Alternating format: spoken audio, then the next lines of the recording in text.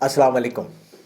मेरी ये वीडियो नौजवानों के लिए है जो समझते हैं कि उनकी याददाश्त कमज़ोर है, उनको चीज़ें या तो याद ही नहीं रहती या भूल जाती हैं। देखिए, अपनी गुज़िश्ता वीडियो में मैंने आपको बताया था कि किसी भी चीज़ को याद रखने के लिए जिस पहली चीज़ की ज़रूरत होती है वो है तवज्जो, फोकस या अटेंशन स्पैन। आप कोई भी नाम इनको दे सकते हैं। इंफॉर्मेशन या चीज़ों को जितनी तवज्जो से आप देखेंगे, पढ़ेंगे या सुनेंगे, उतना ज़्यादा चांस होता है कि वो आपके दिमाग में महफूज रहेंगी। यहाँ मैं आपको 4 असबाब बताता हूँ जिसकी वजह से आपकी तवज्जो, आपका फोकस ख़राब हो जाता है और आपको लगता है कि आपको भूलने की बीमारी है। आप अपना जायज़ा लें और देखें कि इनमें से कौन सा सबब आपकी याददाश्त को मुतासिर कर रहा है। नंबर 1, ओवर थिंकिंग, यानी ज़रूरत से ज़्यादा सोचना, बार बार सोचना। ये बहुत अहम फैक्टर है जो आपकी तवज्जो और आपके फोकस को मुतासिर करता है। जब आपको करने का कोई काम दिया जाए या कोई शख्स आपसे गुफ्तगू करे या आपने किसी चीज़ का मुताला करना हो, ओवर थिंकिंग की वजह से आपका जहन बार बार भटक जाता है और आप अपनी तवज्जो कम कर देते हैं या खो बैठते हैं, जिसकी वजह से दिमाग चीज़ों को सही तरह से पिक नहीं कर पाता, याद नहीं रख पाता। ओवर थिंकिंग का ये मसला 4 तरह के लोगों में देखा जाता है। एक, वो जो एंजाइटी या डिप्रेशन का शिकार होते हैं, जिसमें वो बीमारी की वजह से मनफी ख्यालात में घिरे रहते हैं। दूसरे, वो लोग हैं जिन्हें मुस्तकबिल की फ़िक्र खा रही होती है, चाहे उसका ताल्लुक कैरियर से हो, जॉब से हो या मकासद के हुसूल से। तीसरे, वो जो माजी के नाखुशगवार वाक़यात में उलझे रहते हैं। और चौथा, हाल में पेश आने वाले मामलात, जिसमें लोगों की तरफ से आने वाले मसाइल, मुल्की हालात और इसके अलावा इकोनॉमिकल कंडीशन भी इंसान को परेशानी में मुब्तला करके ओवर थिंकिंग का शिकार कर देती है। अब आते हैं दूसरा फैक्टर, वो है मल्टीटास्किंग, यानी बैक वक्त एक से ज़्यादा कामों में अपनी तवज्जो को इस्तेमाल करना।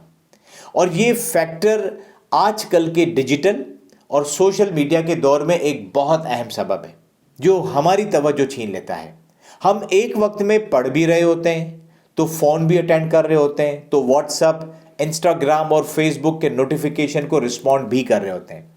बहुत सारे लोग इस गलतफहमी में मुब्तला होते हैं कि वो मल्टीटास्कर है और एक वक्त में बहुत सारे काम कर सकते हैं, लेकिन रिसर्च ये बता दी है कि हमारा दिमाग जो है वो मल्टीपल टास्किंग के लिए बना ही नहीं है, और अगर उसे मल्टीपल टास्किंग दी जाए तो वो बेहतर तरीके से अपना काम नहीं कर पाता।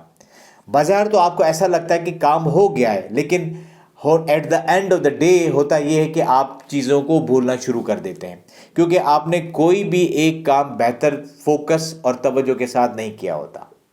तीसरा फैक्टर है पुअर स्लीप क्वालिटी, यानी अगर आप अपनी उम्र के हिसाब से मुकर्रर शुदा घंटे एक अच्छी नींद नहीं लेते, या आपकी आंख बार बार खुल जाती है, या आप देर तक बिस्तर पर करवटें लेते रहते हैं, तो इसका मतलब है कि आपकी नींद अच्छी नहीं है। हमें ये बात बहुत अच्छे से समझनी होगी कि हमारा दिमाग जो सारा दिन 15-16 घंटे या उससे भी ज़्यादा मुसलसल जागता रहता है, मसरूफ़ रहता है, उसे अपनी तवानाइयों को बहाल करने के लिए रेस्ट की ज़रूरत होती है, जो हम उसे एक भरपूर नींद की शक्ल में दे सकते हैं। नींद की कमी का शिकार अक्सर लोग बेहतर तवज्जो से कामों को नहीं कर पाते और नतीजतन वो याददाश्त की कमी की शिकायत करने लगते हैं। और चौथा इंपॉर्टेंट फैक्टर है क्रॉनिक पेन डिसऑर्डर, यानी आप कई हफ्तों या महीनों से किसी ऐसी बीमारी में मुब्तला है जिसमें आपको दर्द होता है। मसलन किसी को जोड़ों की बीमारी है, या अर्कुन निसा जिसमें कमर की तकलीफ़ टांग में चली जाए, या गर्दन की तकलीफ़ हाथ में आ जाए, या मुस्तकिल तौर पर आपको सर दर्द रहता है। क्योंकि एक तो दर्द की वजह से आप तवज्जो से काम नहीं कर पाते, दूसरा मुसलसल दर्द की वजह से हमारा जिस्म स्ट्रेस हार्मोन जिसका नाम कॉर्टिसोल है उसको ज़्यादा मिकदार में बनाना शुरू कर देता है, और ये हार्मोन अगर ज़्यादा देर तक हमारे खून में ज़्यादा मिकदार में मौजूद रहे तो ये याददाश्त पर अपना बुरा असर डालता है। नाज़रीन, ये 4 बहुत अहम असबाब हैं जिनके साथ अक्सर नौजवान हमारे पास आते हैं। अब सवाल ये पैदा होता है कि हम क्या करते हैं। اگر آپ کے نیورولوجسٹ کو یقین ہے کہ ان 4 میں سے کوئی سبب ہو سکتا ہے تو پھر وہ آپ کی کاؤنسلنگ کرے گا. زیادہ سے زیادہ وہ ڈپریشن کی دوائی بھی دے گا اگر آپ کے اندر ڈپریشن کا عنصر زیادہ مقدار میں موجود ہے. پین کلر دوائی بھی دے کر وہ آپ کے درد کو بہتر کرنے کی کوشش کرے گا. کچھ مریضوں میں اگر ہمیں ضرورت محسوس ہو تو ہم کچھ بنیادی ٹیسٹ بھی کرواتے ہیں جن کا میں اپنی گزشتہ ویڈیو میں ذکر کر چکا ہوں. مثلا وٹامن B12، فولک ایسڈ اور تھائرائڈ کے ٹیسٹ. یہ اگر خون میں ان کی کمی ہو تو اس کمی کو دور کیا جاتا ہے دوائیوں سے. اگر مزید ضرورت ہو یا شک ہو تو دماغ کا CT یا MRI کروا کے بھی دیکھتے ہیں کہ وہ نارمل ہے یا اس کے اندر کوئی ایب نارملٹی آئی ہے.